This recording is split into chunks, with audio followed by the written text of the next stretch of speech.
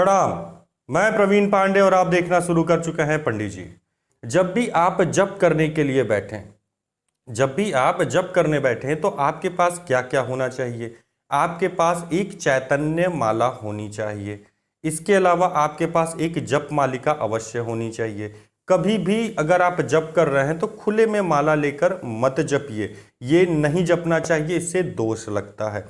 इससे आपके द्वारा जपी गई ऊर्जा व्यर्थ चली जाती है। सो हमेशा जप मालिका का प्रयोग करें। अगर आपके पास जप मालिका नहीं है तो किसी ऐसे कपड़े का प्रयोग करें जो साफ सुथरा हो, मंदिर में ही यूज किया जाता हो।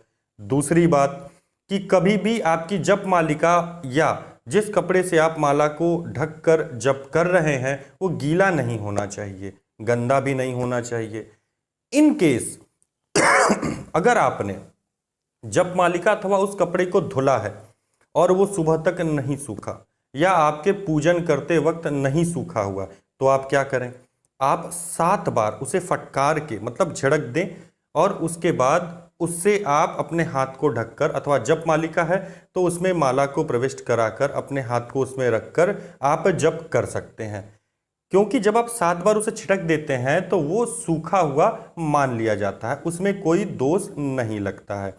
इसके अलावा अब देखिए, कुछ चीज़ें आपको ध्यान रखनी होंगी। ये खुद ही आपको चीज़ों के लिए प्रति अवेयर होना होगा। जैसे मार्केट में अगर आप जाएंगे माला लेने के लिए तो 80 रुपए से स्टार्ट हो जाती है। 80 रुपए से 2-2 हज़ार रुपए तक की माला आती है।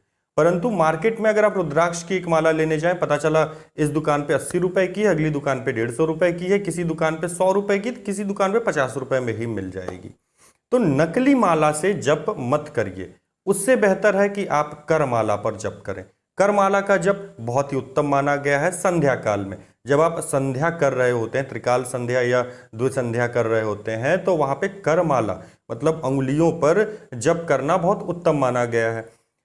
नकली माला पे जप करने से अच्छा तो यही है कि आप 21 बार 41 बार या जो भी है वो आप कर माला पर ही जप कर लें। जब भी आप माला लें तो ओरिजिनल माला लेने की कोशिश करें, किसी अच्छे दुकानदार से ही लें। और ये हमेशा याद रखें कि 70-80 रुपए में आपको माला तो नहीं मिलनी है, ओरिजिनल माला तो नहीं मिलनी है। दूसरी चीज कि चैतन्य माला का प्रयोग करें।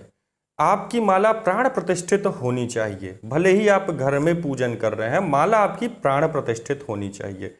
अब प्राण प्रतिष्ठित होने से क्या लाभ है? अब देखिए, इस चीज को ऐसे समझिए कि आपकी मोबाइल में सिम लगा हुआ है बेहतरीन, लेकिन उसमें रिचार्ज ही नहीं है। ना आप अब उससे किसी से बात कर सकते हैं, ना मैसेज कर सकते हैं, ना कुछ कर सकते हैं। वो केवल एक खिलौना आपके पास बन के रह गया है मोबाइल। सेम उसी तरह से अगर आपकी जो माला है उसे आप मोबाइल मान लें तो रिचार्ज आपका चैतन्य है, प्राण प्रतिष्ठा है उस माला की। अगर आपने प्राण प्रतिष्ठा नहीं की है तो वो माला आपके लिए कुछ भी नहीं है। कोई लाभ उस माला से आपको नहीं मिलने वाला है। तो हमेशा जब भी आप जिस भी माला से जप करें, आप हमेशा चैतन्य माला का ही प्रयोग करें। अब मुझे लगता है आज के लिए बस इतना ही। अगर फिर भी कोई शंका शेष रह जाए तो आप मुझे कमेंट बॉक्स में कमेंट कर सकते हैं। मेरा व्हाट्सएप नंबर डिस्प्ले पे आपको शो होता है, डिस्क्रिप्शन में भी रहता है। आप वहां से मुझे व्हाट्सएप भी कर सकते हैं। तो मिलते हैं फिर अगली वीडियो में, तब तक के लिए प्रणाम।